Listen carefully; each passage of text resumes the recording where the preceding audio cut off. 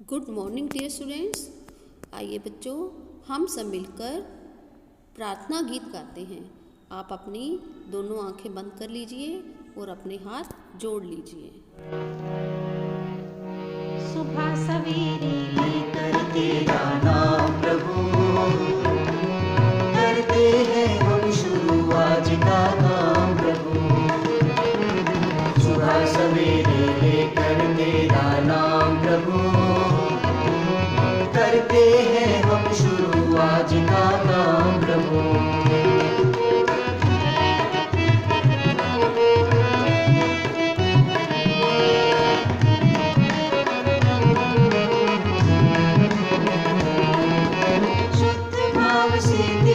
ध्यान लगाए हम, विद्या का वरदान तुम्हीं से पाए हम।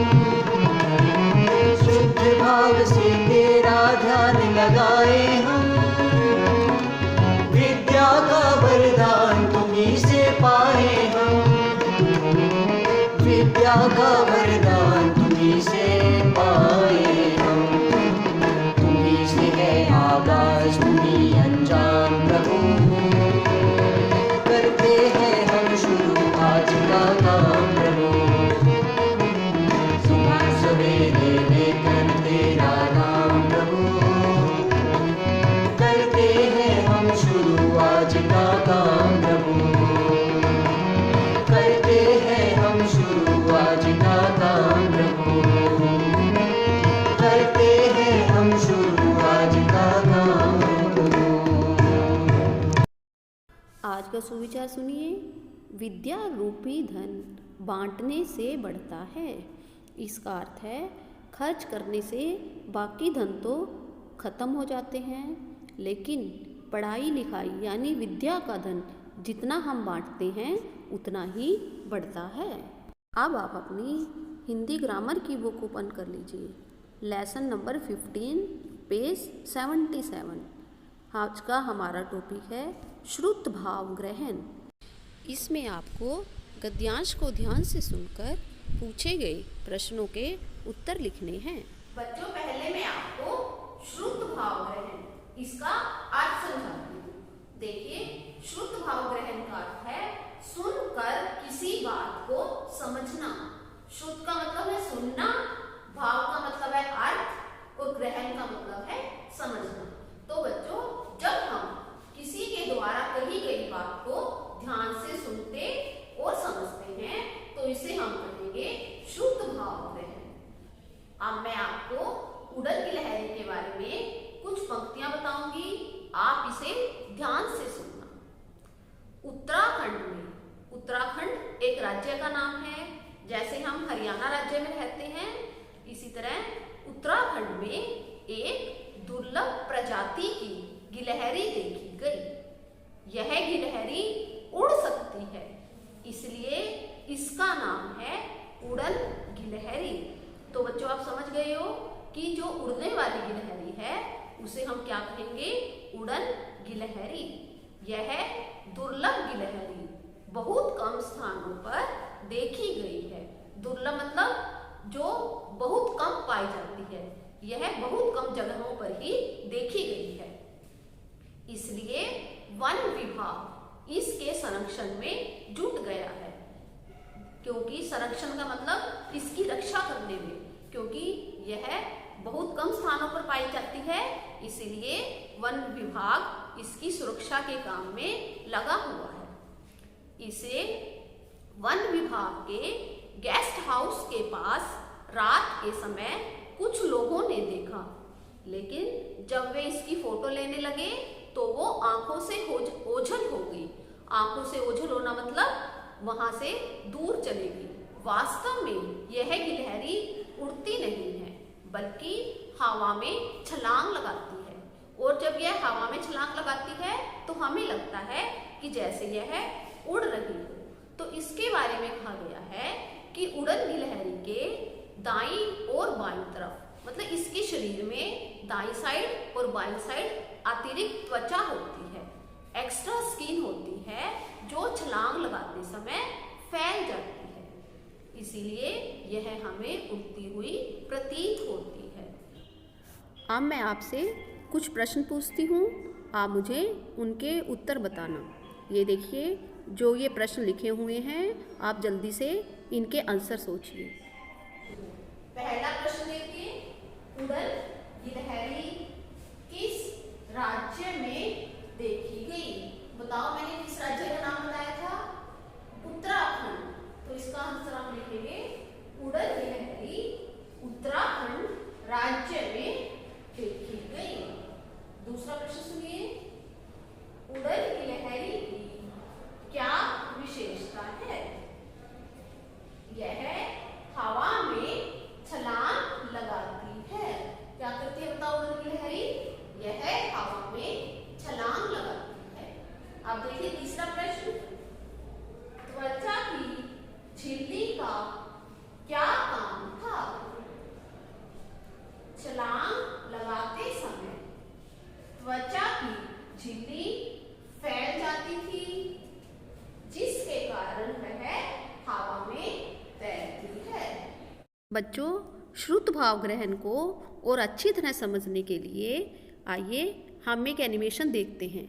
उसमें जो कहानी है आप उसे ध्यान से सुनना और उसके बाद प्रश्नों के उत्तर बताना।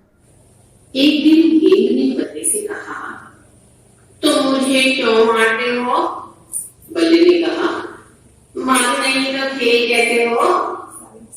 गेंद जब बल्ले के पास आई तो उसने उसे जोर से मारा। गेंद कुदरती दूर जाकर एक झाड़ी में छिप गई। बल्ला उसे ढूंढता रहा, ढूंढते शाम हो गई। अंधेरा घेरने लगा। गेंद खुश थी कि बल्ला परेशान हो रहा है। बल्ला दुखी होकर लौटने लगा। तभी गेंद झाड़ी में से चिल्लाकर बोली, मैं यहाँ हूँ, आओ मुझे ले लो। बल्ले ने उसे झाड़ी के नीचे से खींच कर उठा लिया। गेंद बोली, देखो आप मुझे मारना मत। बल्ले ने मुस्कुरा कर कहा, ठीक है, मैं तुम्हें मारूंगा नहीं, बल्कि तुम्हारे साथ खेलूंगा। अब रोज दोनों मिलकर एक दूसरे के साथ खेलते। सीख, हमें मिलजुल कर प्यार से खेलना चाहिए। अब आप मुझे इन प्रश्नों के उत्तर बताएंगे। देखिए पहला प्रश्न क्या है, गेंद कहाँ छिप गई थी? क्योंकि आपने एनिमेशन ध्यान से देखी है तो आप इसका उत्तर सोचिए क्या होगा। दूसरा प्रश्न सुनिए, इस कहानी से आपने क्या सीखा? अब आप पहले इन दोनों प्रश्नों की तरफ खुद सोचिए, उसके बाद मैं आपको आंसर लिख के दिखाऊंगी। तो देखिए पहले प्रश्न का उत्तर बताइए, गेंद कहाँ छिप गई थी? गेंद झाड़ी में छिप गई थी। अब दूसरा प्रश्न मैंने पूछा था कि इस कहानी को सुनकर आपने क्या सीखा? हमें मिलजुल कर प्यार से खेलना चाहिए। इसी तरह बच्चों, शुद्ध भाव ग्रहण में हम किसी की द्वारा बताई गई बात या कहानी को पहले ध्यान से सुनते हैं और फिर उसमें आए प्रश्नों के उत्तर लिखते हैं। आइए बच्चों, अब हम सूचना लेखन के बारे में जानेंगे। अगर हम बोर्ड पर कोई सूचना लिख कर बताना चाहते हैं तो उसे हम कैसे लिखेंगे? पहले मुझे बताइए, इस बोर्ड का क्या नाम है? Display board. इस पर आप क्या क्या लगाते थे? याद है आपको? जब आप स्कूल में आते थे तो इस बोर्ड पर आप जो अपनी एक्टिविटीज करते थे, ड्राइंग की, आर्ट एंड क्राफ्ट की, या कोई पोइम लिखते थे, या किसी भी तरह की जो आपका आर्ट वर्क होता था या क्राफ्ट वर्क, वो आप डिस्प्ले बोर्ड पर अपनी कक्षा में लगाते थे। तो बच्चों, इस डिस्प्ले बोर्ड पर हम कोई सूचना भी लगा सकते हैं। अगर हम किसी बड़े समूह को कोई जानकारी देना चाहते हैं तो हम उस संदेश को सूचना बोर्ड पर लिख देते हैं ताकि सभी लोग उसे पढ़ सकें। बच्चों, अब मैं बताऊंगी कि सूचना कैसे लिखी जाती है। देखिए, मान लो यह आपकी बोतल है और यह खेल के मैदान में आपसे खो गई है और आप इसकी सूचना दूसरों को देना चाहते हो, तो आप इसे कैसे लिखेंगे?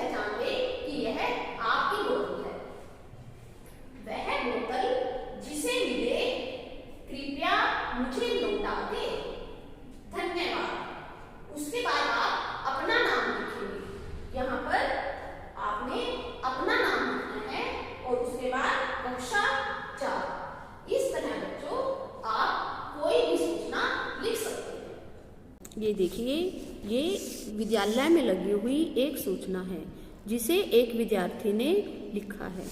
इसका टॉपिक है खेलकूद दिवस के दिन स्वेटर खोने की सूचना देना। देखिए, वो बच्चा अपने स्वेटर खोने की सूचना देना चाहता है, तो वह किस तरह लिखेगा। सबसे पहले डेट कि जिस दिन उसने यह सूचना लिखी है। उसके बाद वह लिख रहा है 20 दिसंबर को मेरा स्वेटर खेल के मैदान में छूट गया था, जिसके गले पर मेरा नाम और कक्षा पीले धागे से काट कर लिखा है। यह स्वेटर जिसे भी मिले कृपया मुझे लौटा दे, मैं उसका आभारी रहूँगा। आभारी का मतलब है थैंकफुल, कि मैं उसके लिए बहुत कृतज्ञ रहूँगा। विपुल कक्षा 4th ब। देखिए, लास्ट में उसने अपना नाम लिखा है। देखिए, उसने थोड़े शब्दों में ही अपनी सूचना बहुत अच्छी तरह से दूसरों को समझा दी है। इस तरह हम कोई भी सूचना लिख सकते हैं। आइए बच्चों, अब हम रिवीजन वर्क करते हैं। आज हम हिंदी व्याकरण के लेसन नंबर 11 की रिवीजन करेंगे। इस चैप्टर का नाम है मुहावरे। बच्चों, मैंने आपको समझाया था कि किसी भी बात कहने के दो तरीके होते हैं, एक साधारण तरीका और दूसरा विशेष तरीका। और जब हम मुहावरे का प्रयोग करके अपनी बात कहते हैं तो वो एक विशेष तरीका कहलाता है। जैसे देखिए, मैं आपको कुछ एग्जांपल दे रही हूँ। इसमें पहला मुहावरा कौन सा लिखा हुआ है? पेट में चूहे कूदना। देखिए, पेट में चूहे कूदना, इसका अर्थ होता है भूख लगना। माँ जल्दी खाना दो, पेट में चूहे कूद रहे हैं। तो इस तरह इस वाक्य में अपनी बात विशेष तरीके से कही गई है और पेट में चूहे कूदना इस मुहावरे का प्रयोग किया गया है। दूसरा वाक्य पढ़िए, आंख लगना। आंख लगना ये भी एक मुहावरा है और इसका अर्थ है नींद आ जाना। आंख लगना, नींद आ जाना। पढ़ते पढ़ते मेरी आंख लग गई, यानी पढ़ते पढ़ते मुझे नींद आ गई। मैं आपको एक वर्कशीट सॉल्व करने के लिए दूंगी, आप उसके आंसर लिखकर मेरे पास सेंड कर देना। वर्कशीट का पहला क्वेश्चन देखिए, ऐसे 3 मुहावरे लिखिए जिनमें खाने पीने की चीज़ों के नाम आए हों। तो बच्चों, आपने ऐसे मुहावरे लिखने हैं जिसमें खाने पीने की चीज़ों के नाम का प्रयोग किया गया हो। अब दूसरा क्वेश्चन देखिए, खाली स्थान भरकर मुहावरे पूरे करो। देखिए, जो मैंने वाक्य दिए हैं, आपने इनके खाली स्थान में कोई शब्द लिखना है और मुहावरे पूरे करने हैं। पहले आप वाक्यों को ध्यान से पढ़िए, फिर सही उत्तर लिखकर मेरे पास सेंड कर दीजिए। आप देखिए, आज का स्टूडेंट, गांधी जी अहिंसा के पुजारी थे। आपने यह लाइन 5 बार अपनी प्रैक्टिस नोटबुक पर लिखनी। तो बच्चों, आप शुद्ध भाव ग्रहण एक्टिविटी की प्रैक्टिस करना, अपने घर के किसी भी सदस्य से कोई कहानी सुनना और फिर उसमें से प्रश्नों के उत्तर लिखना। Thank you.